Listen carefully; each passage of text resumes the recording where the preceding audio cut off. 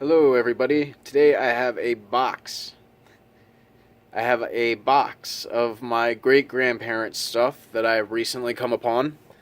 It pertains to war service in World War One and also in World War Two. The first thing that's in here is a war service certificate from the United States Navy to my great-grandmother Ethel Eleanor Reynolds. And it says performed honorable active service in the United States Navy from October 26, 1917 to July 10, 1919. So it's a pretty cool thing. Try to keep that folded up because it's kind of falling apart. I'm going to skip this one for now because there's something that kind of goes with that certificate. As you can see here, this is a service medal, but what's cool about it, it is a local service medal. It says 1917, 1919 on the front.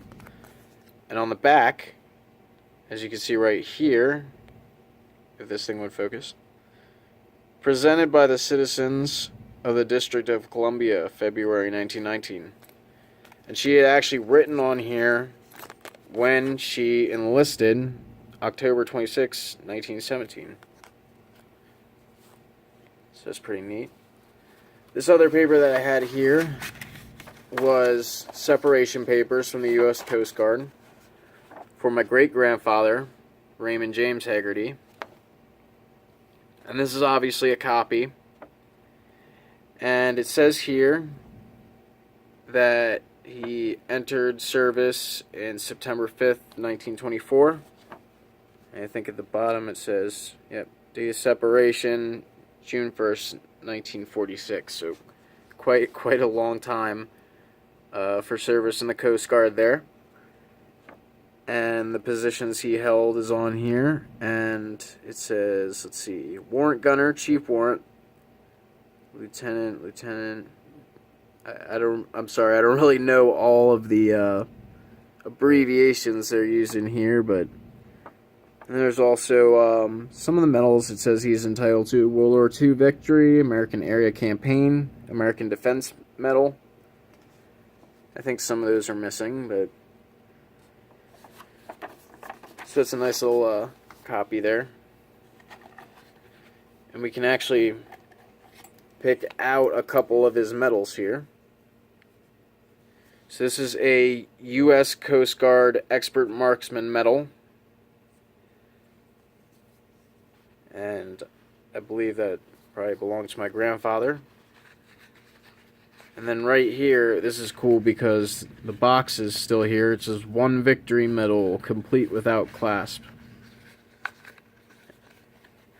Kind of trying to be careful with the box here because that's pretty cool.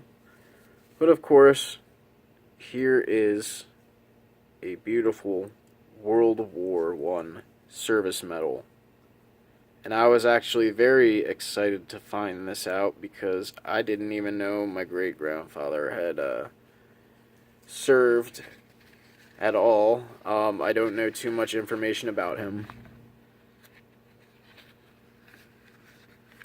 Now, it does not say in his papers that it said that he's entitled to a World War II Victory Medal. This is a World War I Victory Medal. Maybe it's my great-grandmother's. It very well could be. Some of the other stuff that's in here. Let me just get to this right away. Some jewelry that obviously belonged to my great-grandmother. I'm not sure if there's any significance behind these particular ones, but here is a piece of jewelry that features the Eiffel Tower and some other sites on here. And down here on this little link it says Paris with a picture of the Eiffel Tower. So maybe she got that in Paris. This is actually kind of an interesting watch here that was hers too. The interesting thing about this is when you wear it, the time is actually on kind of the wrong side. So you would have to wear it like this, and it would be like showing it to somebody, I guess. I don't know. See how it's not on a side that you could view it with if you were wearing it like that. It's kind of odd. That's why I like that little watch there. The next thing, this is another little Paris piece of jewelry. Similar, but not the same one. And this one's very interesting because this is a piece of jewelry that my great-grandmother made. And these are all the initials of the women that she served with when she was in the Coast Guard, apparently. I'm not sure what any of these stand for, to be completely honest. But I thought that that was a neat story there. Now, we're going to get to some cool stuff here. Rations. That's what's left in here, so allow me to kind of just dump them out here.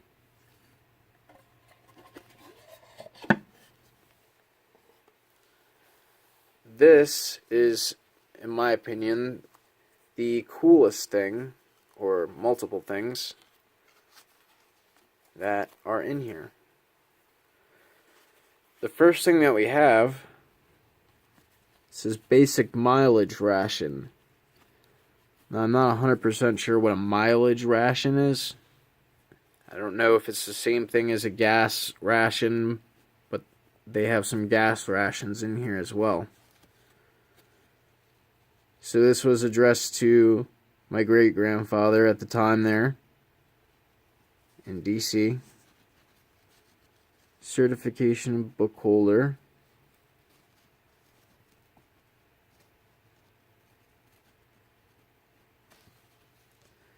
And then I think it comes with these little stamps here, because they match and I found them in here. So these are the mileage rations.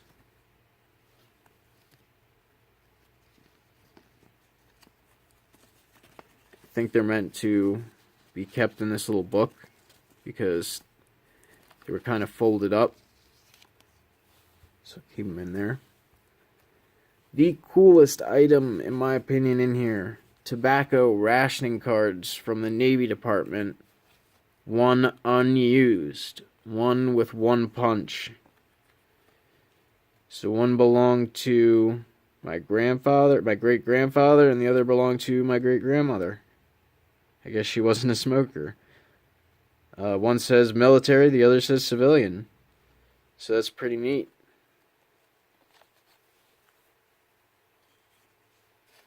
And then here we go, the gasoline ration card. Now this one right here,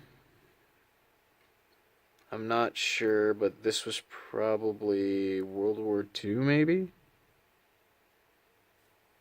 Let's see if there's any more information on the back. Oh, there's instructions.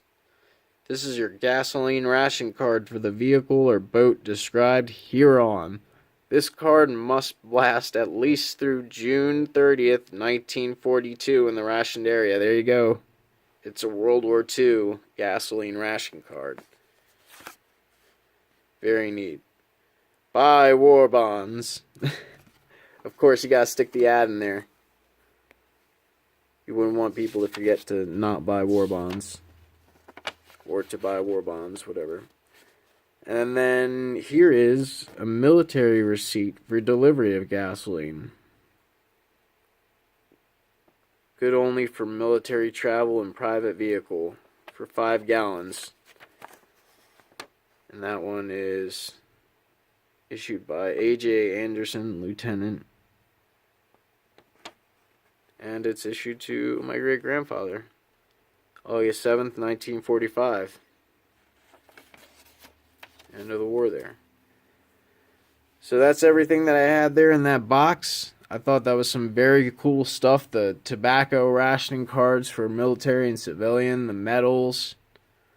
Everything in here is just a kind of a nice collection from my great-grandparents, and I appreciate having it. So thanks for watching.